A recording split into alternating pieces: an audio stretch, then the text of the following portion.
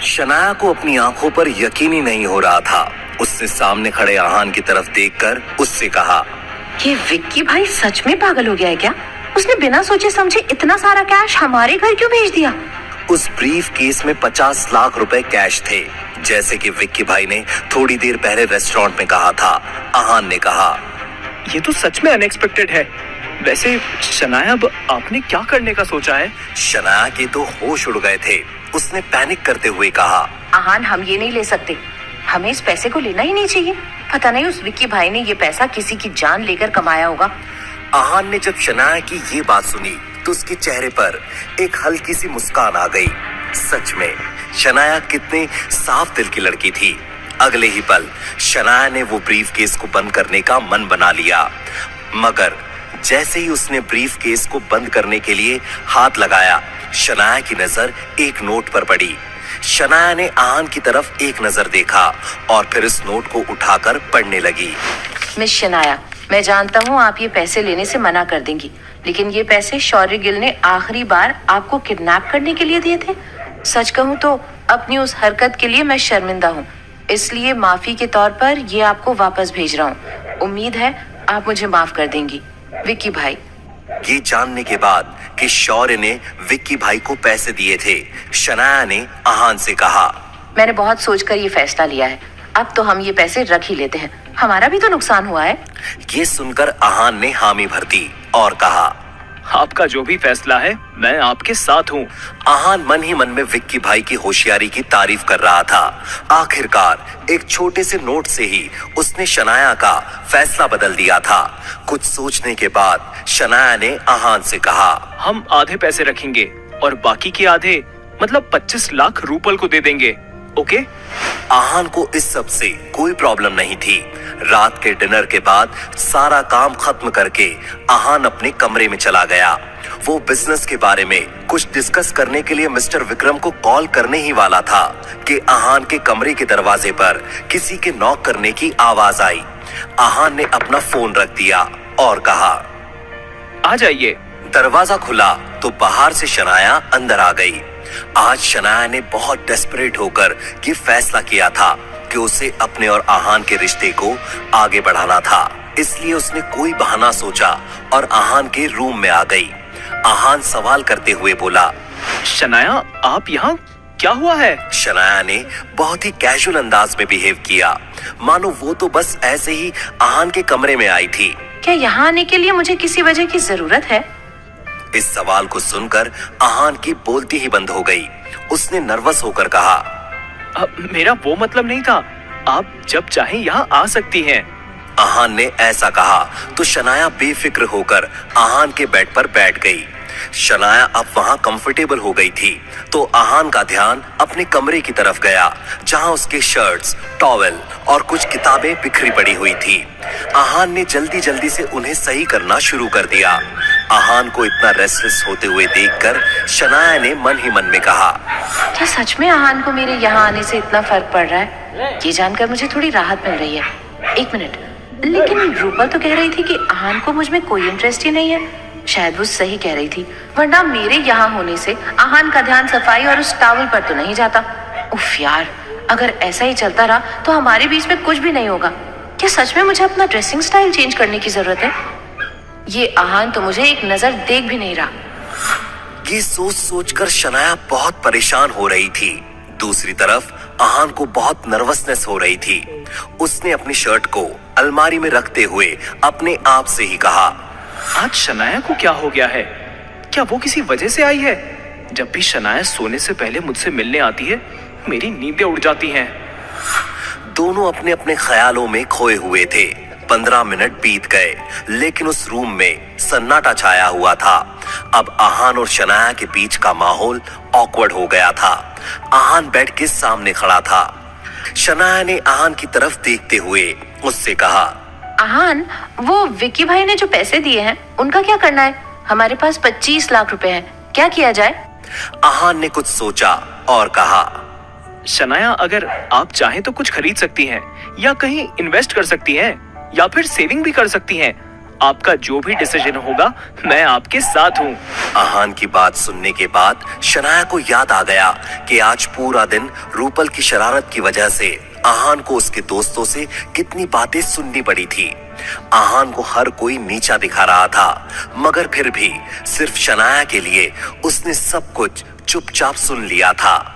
शनाया को इस बात का एहसास हो गया कि शादी के पहले दिन से ही आहान एक डेडिकेटेड हस्बैंड रहा था, लेकिन खुद शनाया को ये बात समझने में 3 साल लग गए थे। मगर अब शनाया ने अपना मन बना लिया था कि वो भी आहान के लिए एक परफेक्ट वाइफ बनकर रहेगी। एकदम से शनाया के दिमाग में एक आइडिया आया और वो मुस्कुराते हुए कहने लगी, आहान, मैंने सोच लिया है कि मुझे उन 25 लाख रुपए से क्या करना है। देखो, तुम अभी हाँ कह रहे हो। आहान समझ नहीं पा रहा था कि शनाया इतना इंसिस्ट क्यों कर रही थी। हाँ शनाया, आप जो भी चाहती है मैं आपको सपोर्ट करूंगा। कंफर्मेशन मिलने के बाद शनाया ने अपना फैसला सुनाते हुए कहा, तो फिर हम इन पैसे से तुम्हारे लिए एक कमाल की कार खरीदेंगे, ऑडी या फिर BMW, जो तुम्हें पसंद आए। शनाया की ये बातें सुनकर आहान दंग रह गया। उसने शनाया से ऐसा कुछ सुनने की बिल्कुल भी उम्मीद नहीं की थी। आहान ने बस एक ही शब्द कहा, क्या? आहान की हैरानी भी अपनी जगह सही थी। रोजवुड स्प्रिंग वाले बंगलों के सामने एक फरारी खड़ी थी। अगर वो चाहता तो मिस्टर विक्रम से कहकर एक कार का पूरा शोरूम खरीद सकता था, लेकिन शनाया, जिसने आज तक आहान को कोई भी गिफ्ट नहीं दिया था, अचानक से उसके लिए कार खरीदना चाहती थी। आहान के ऐसे एब्सेंट माइंडेड एक्सप्रेशंस को देखकर शनाया ने उससे कहा, देखो आहान, अब ये डिसाइड हो गया है। तुमने कहा था ना कि तुम मुझे मना नहीं करोगे। शनाया ने इस बार अपना मन पक्का कर लिया था।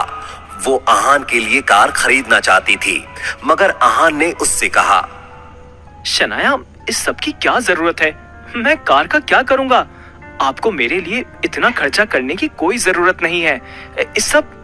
आहान अपनी बात कह ही रहा था कि शनाया ने उसका हाथ पकड़ लिया और अपनी बड़ी बड़ी आंखों से आहान की तरफ देखकर बोली, अब क्या मेरा तुम पर इतना भी हक नहीं है? अब आहान क्या कह सकता था।